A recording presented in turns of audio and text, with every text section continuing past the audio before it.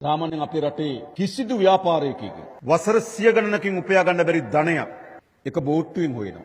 Gillette Mark 3 දැන් ෂේවිං form එකත් සමග රුපියල් 1000ක ඉතිරියක්. ඒ ධනය විවිධ කළු ව්‍යාපාරයන් වෙනින් යොදවනවා. ඒ ධනය සමත් වෙනවා අපේ රාජ්‍යාන්තරයේ දුර්වල පිරිස් මිලදී ගන්න. මේ මද්ද්‍රව්‍ය වැටලීම් ඔවුන්ට එන තර්ජනය වැළැක්වීම සඳහා උන්ට තර්ජනයේ තිබෙන රාජ්‍යාංශේ තර්ජනයේ තියෙන රාජ්‍ය යාන්ත්‍රණයේ ඔවුන් සතුව තියෙන ධනෙ විසින් මොකද කරන්නේ? ඒ රාජ්‍ය යාන්ත්‍රණයේ දුර්වල පුරු මිලදී ගන්නවා. ඒ නිසා බොහෝ ගම්මාන වලින් අපිට ඇසෙන කතාව තමයි අහවල් පොලිසිය නම් මේ වැඩේ හරියට කරන්නේ නැහැ වගේ අදහසක් එනවා. මම කියන්නේ පොලිස් නිලධාරීන් ඔක්කොම කියලා. නමුත් දුර්වල පුරු සල්ලි වලට සන්තෝෂම් වලට මිලදී ගන්නවා. සමහර විට බියටපත් කරලා තිබෙනවා. බන්ධනාගාර නිලධාරීන් ඒ සිරගත වෙලා ඉන්න අපරාධකරුවට පහසුකම් සපයන්න. ඔහුට ගෙදර ජීවිතයටත් වඩා වැඩි පහසුකම් සපයන්න ඕන. එම සපයන්නේ නැත්නම් බන්ධනාගාර නිලධාරිය සහ ඔවුන්ගේ පවුල් වෙත තර්ජන එල්ල කරලා තිබෙනවා. පොලිස් නිලධාරීන් සහ ඔවුන්ගේ පවුල් වෙත තර්ජන එල්ල කරමින් තිබෙනවා. ඒකට මොකද්ද වෙමින් තිබෙන්නේ? රාජ්‍යාන්තරයෙන් පරිබාහිරව රාජ්‍යාන්තරණය බියපත් කරමින් තමගේ කාර්යයන් කරගැනීමේ දිශාවට මේ තත්ත්වය වර්ධනය වී තිබෙනවා. ඔබ දකින්න ඇති මෑත කාලේ පොලිසිය නිලධාරීන් කීප දෙනෙක් එක්ක සංසරණය වූ දුරකථන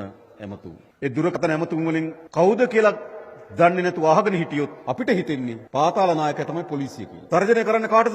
පොලිස් නිලධාරියට. ආයාචනාත්මක බැගෑපත් උත්තර දෙන්නේ කවුද? පොලිස් නිලධාරිය. කොතනද මේක තල්ලු වෙලා තියෙන්නේ?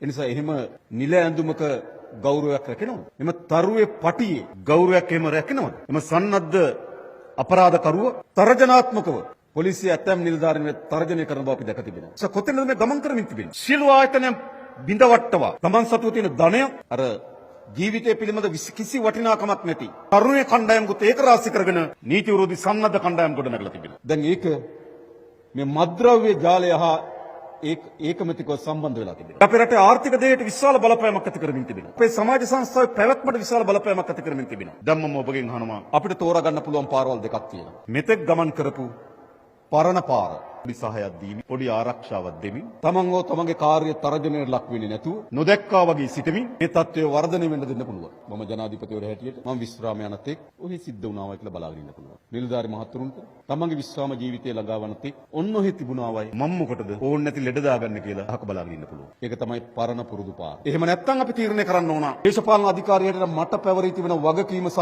මේ ජනතාව කෙරෙහි තියෙන වගවීමක් නිලධාරීන් හැටියට ඔබට පැවරී තිබෙන රාජකාරිය සහ මහජනයා කෙරෙහි තිබෙන බැඳීම ඉටු කිරීම සඳහා අපි සටන් කරනවද නැද්ද?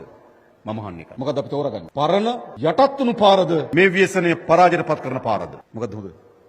මේ ජනතාව මේ මාතෘ භූමිය පිළිබඳ අපේ අකලංග බැඳීම හමුවේ අපි තෝරගත යුතු වන්නේ මේ ව්‍යසනය පරාජයටපත් කිරීමේ මාවත.